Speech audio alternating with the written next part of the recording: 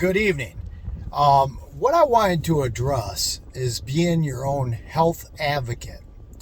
And I'm going to relate this to some of my own health issues and own doctor experiences that I've had. For example, when I started going to my current doctor a few years ago, I had my annual physical, which I'm sure a lot of people have had, and I find out that even though I was feeling great after losing 40 pounds on a low carb ketogenic diet, and now I'm on carnivore, by the way, but the only thing he saw was the elevated LDL.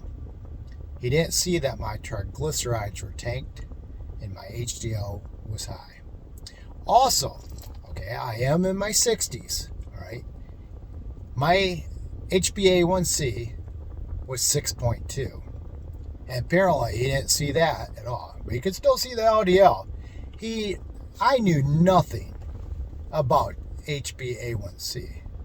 I was not aware. So I started digging it into everything, especially when he told me he wanted to put me on a statin. Well, I found out at A1C of 6.2 makes me pre-diabetic. He never mentions it, not one time.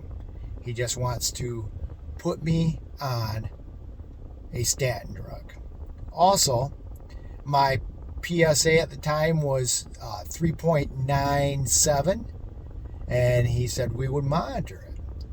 Well, anyways, I got prescribed a big old 20 milligram Crestar, and which is a common statin drug.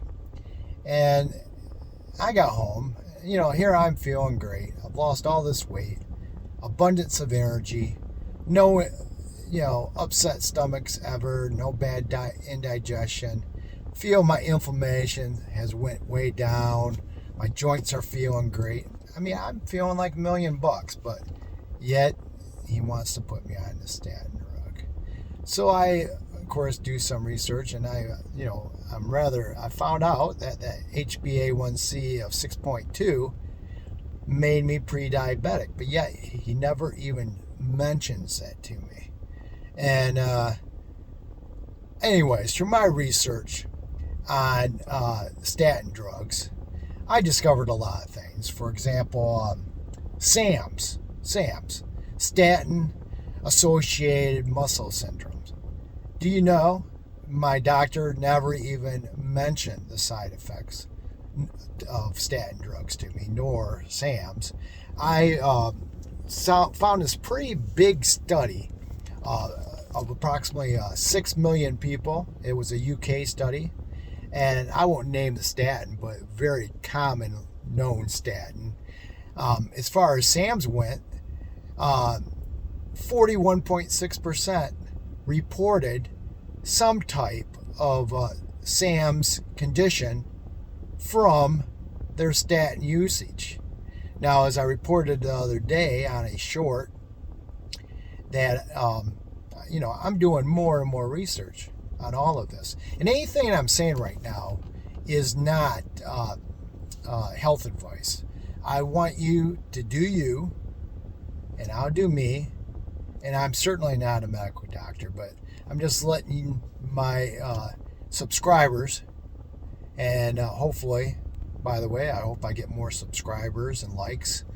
I'm just letting you know my train of thought.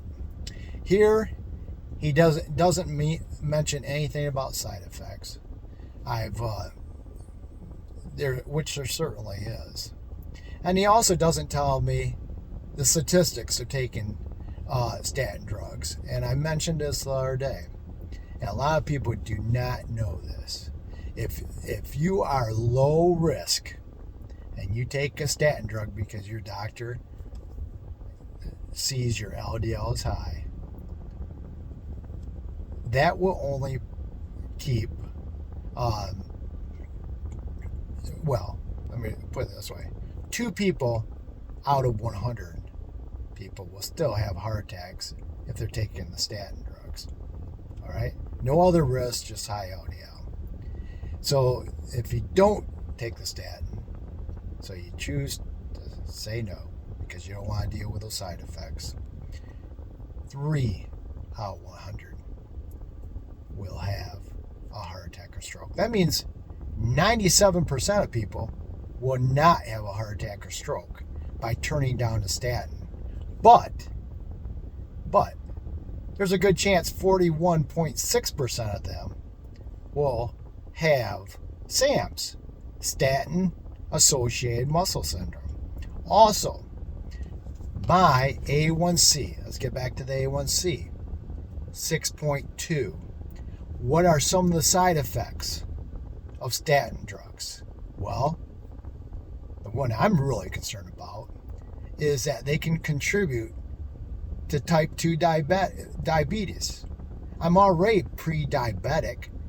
Why would I want to take a statin drug that could possibly raise my chances of getting type 2 diabetes? We all know what goes along with that. You know, going blind, losing limbs, being on medication for the rest of your life, all these negative side effects. And then the next one, Alzheimer's. And there is studies out there. People on Alzheimer's, that are on statin, people that have Alzheimer's, they're on statin drugs. When they take them off of statin drugs, their conditions get better. And when they put them back on the statin drugs, their conditions worsen. That's people with Alzheimer's.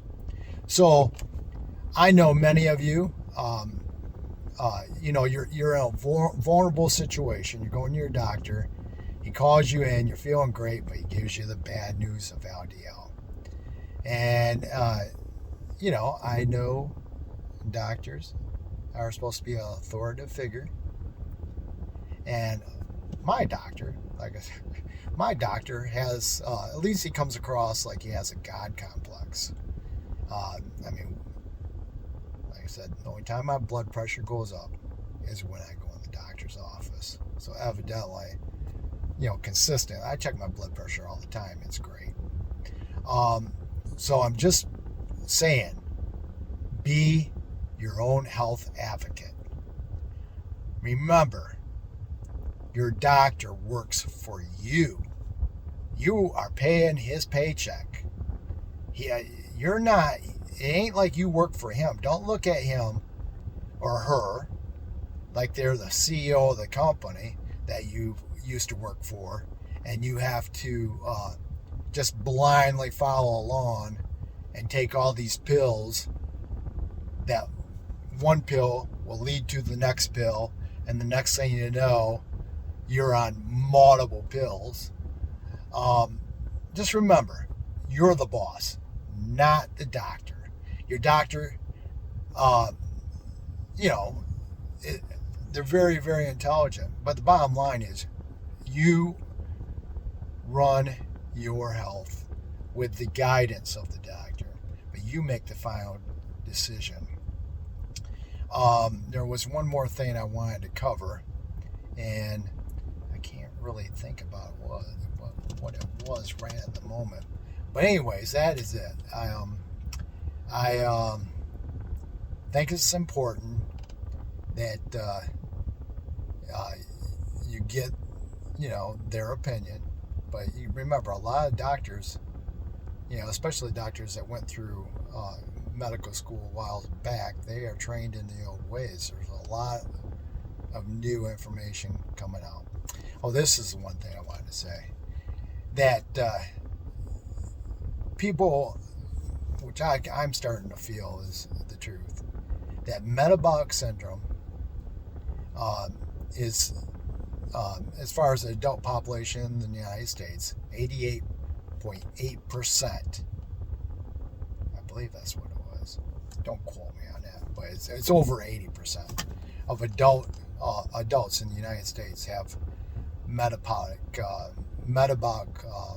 problems. So I really believe that's one of the major causes of all diseases, cardiovascular or cancer. So that was it. I know I'm rambling on a little bit. I don't want to take up too much of your time. I would appreciate a like and subscribe. I really want to grow this channel.